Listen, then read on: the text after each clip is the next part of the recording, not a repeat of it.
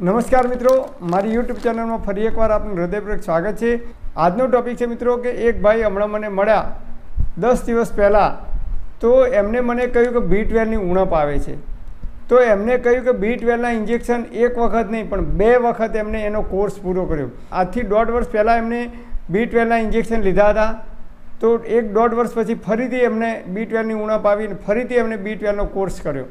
તો એમને મને કહ્યું કે મારા શરીરમાં B12નો ઉણપ કેમ આવે છે। એમને મને કહ્યું કે આયુર્વેદમાં એવો કોઈ ઉપાય છે કે જિંદગીમાં જીવો ત્યાં સુધી B12ની ઉણપ ના આવે। મેં કીધું હા છે ને, 100% છે। તો એમને કહ્યું કે મારા શરીરમાં B12ની ઉણપ કેમ આવે છે, વર્ષે 1.5 વર્ષે કે 2 વર્ષે ફરીથી મારે ઇન્જેક્શન લેવાની જરૂર પડે છે। તો મેં એમને કહ્યું કે તમે આ ઉપાય કરો, જિંદગીમાં જીવો ત્યાં સુધી B12ની ઉણપ નહીં આવે।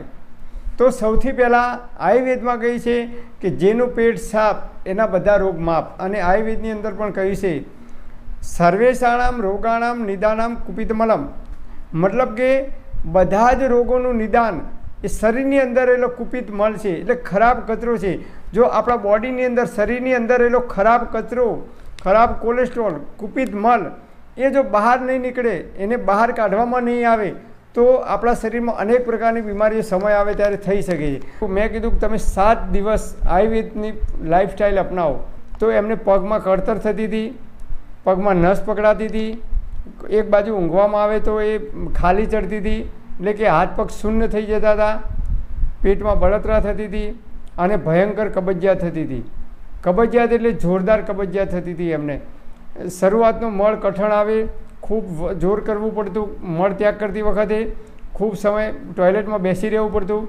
ઘણીવાર તો એ એવું કહેતા કે 2 દિવસે એક વખત ટોયલેટ જવું પડતું, ત્યારે જ પેટ સાફ થતું, રોજે રોજ પેટ સાફ થતું નહોતું। તો એમને 1 અઠવાડિયું 7 દિવસ સુધી મેં કહ્યું કે તમારે કોઈ વસ્તુ, કોઈ અનાજ ખાવાનું નથી।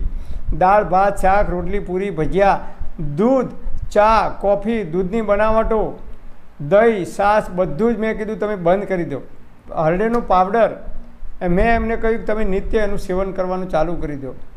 મેં કહ્યું કે તમે એક દિવસ 1 ચમચી લો, એનાથી સવારે તમારું પેટ એકદમ સાફ ના થાય, દિવસમાં 2-3 વાર સવારે ઉઠીને તમારે પેટ સાફ ના થાય તો બીજા દિવસે તમારે 1.5 ચમચી એની માત્રા વધારી દેવાની।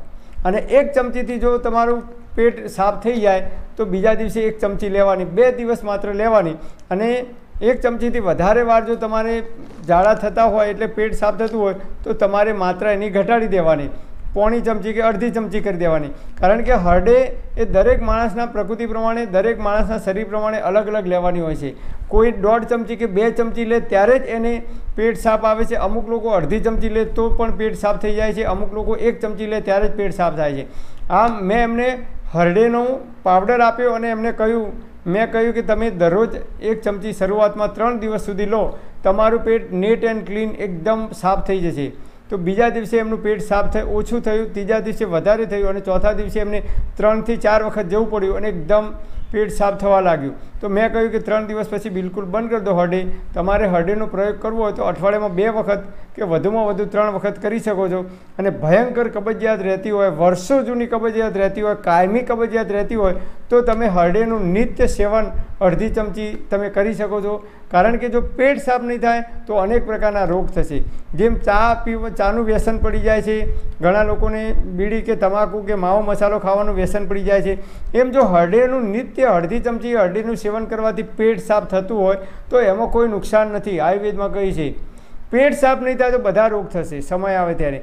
તો પેટ સાફ હરડેથી થતું હોય તો તમે નિત્ય અડધી ચમચી હરડેનો પાવડર લઈ શકો છો।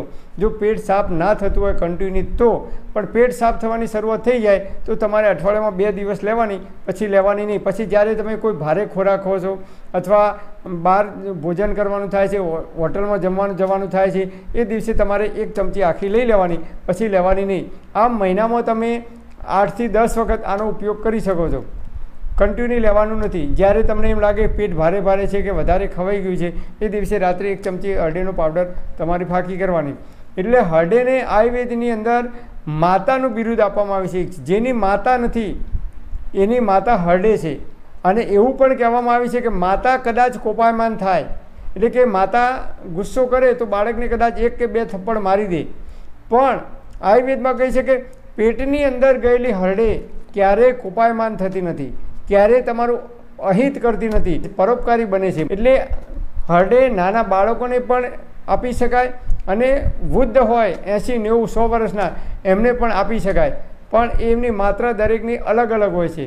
નાના બાળકને આપવી હોય તો થોડીક આંગળીમાં ચટાડવી હોય એટલે ચોથા ભાગની ચમચી તમારે આપી શકાય. એમની 16 વર્ષથી ઉપરની ઉંમર હોય તો અડધી કે 1 ચમચી સુધી આપી શકાય. તો પેટ સાફ થાય એટલે પછી 1 કે 2 દિવસ આપીને બંધ કરી દેવાની, રોજ દરરોજ આપવાની જરૂર નથી. તો એ ભાઈએ નિત્ય હરડેનું સેવન ચાલુ કર્યું અને 7 દિવસ સુધી ઉપવાસ કર્યા માત્ર ફ્રૂટ ઉપર. અને 16 કલાકનો ઉપવાસ મેં એમને કહી દીધું કે દરરોજ તમારે 16 કલાકનો ઉપવાસ કરવાનો, સૂર્યાસ્ત પછી ભોજન નહીં કરવાનું. એટલે 6 વાગે કે 7 વાગ્યા સુધી મોડા ભોજન કરી લેવાનું. બીજા દિવસે 10 વાગે ત્યારે તમારે ભોજન કરવાનું, એ પણ માત્ર ફ્રૂટ અથવા ફ્રૂટનો જ્યુસ, એ દૂધ કે ખાંડ નાખ્યા વગર. અને ખાટા અને મીઠા 2 ફળ એકસાથે ખાવાના નહીં. ફળ ખાધા પછી તરત ક્યારે પાણી પીવાનું નહીં. બસ આટલું પ્રકૃતિના નિયમોનું પાલન કરશો તો 7 દિવસમાં એમના પગમાં કળતર થતી હતી એ દૂર થઈ ગઈ. B12ની જે ઉણપ આવતી હતી, પગમાં નસ પકડાતી હતી, એ પણ પ્રોબ્લેમ દૂર થઈ ગયો ધીરે ધીરે. અને એ રાત્રે સૂઈ જાય અને ઉઠે તો સવારે એમને ખાલી ચડતી હતી હાથ પગમાં, તો એ ખાલી ચડવાનો પ્રોબ્લેમ પણ 7 દિવસમાં દૂર થઈ ગયો. અને એમના પેટમાં જેટલી પણ ગંદકી હતી એ તમામ પ્રકારની ગંદકી ધીમે ધીમે 7 દિવસની અંદર દૂર થઈ ગઈ. તો તમને પણ કોઈપણ પ્રકારની બીમારી હોય આપણા શરીરની અંદર તો આયુર્વેદમાં કહે છે કે લંઘનમ પરમ ઔષધમ, એટલે કે ઉપવાસ કરવો જોઈએ. અને આજનું મેડિકલ સાયન્સ પણ એને સ્વીકાર કરતું થઈ ગયું છે. અને ઇંગ્લિશમાં પણ કહેવત છે fasting is the best medicine in the world, એટલે ઉપવાસ એ દુનિયાની સૌથી બેસ્ટ મેડિસિન છે. એટલે જ્યારે પણ બીમાર પડીએ આપણે, કોઈપણ પ્રકારની તકલીફ થાય શરીરમાં, ત્યારે આયુર્વેદમાં કહે છે કે તમારે 7 દિવસ કે 10 દિવસ કે 15 દિવસ કે 21 દિવસ સુધી ખાવાનું બંધ કરી દેવાનું. માત્ર ફ્રૂટ અથવા ફળોનો જ્યુસ તમે લઈ શકો છો, એ પણ ખાંડ કે દૂધ નાખ્યા વગર. અને એક જ ફળનો ખાઈ શકવાનું, એક જ ફળનો જ્યુસ લઈ શકાય, એકથી વધારે ફ્રૂટ મિક્સ કરવાના નથી. અને અત્યારે ઉનાળાની અંદર મેં એમને કહ્યું તમારે શેરડીનો રસ પીવાનો, અને એ પણ બરફ નાખ્યા વગરનો અને તાજો પીવાનો, ફ્રીજમાં મૂક્યા વગરનો. તો સવારે 10-11 વાગે તમે પી શકો છો, બપોરે 1-2 વાગે પી શકો છો. આમ દિવસમાં 2 વખત 1-1 ગ્લાસ તમે શેરડીનો રસ નિત્ય પી શકો છો. તો આ રીતે એમને 7 દિવસની અંદર એમના પગમાં કળતર થતી હતી એ દૂર થઈ ગઈ, B12ની ઉણપ હતી એ દૂર થઈ ગઈ, એમને નસ પકડાતી હતી પગમાં એ દૂર થઈ ગઈ, એમના હાથ પગમાં ખાલી ચડતી હતી એ પણ દૂર થઈ ગઈ.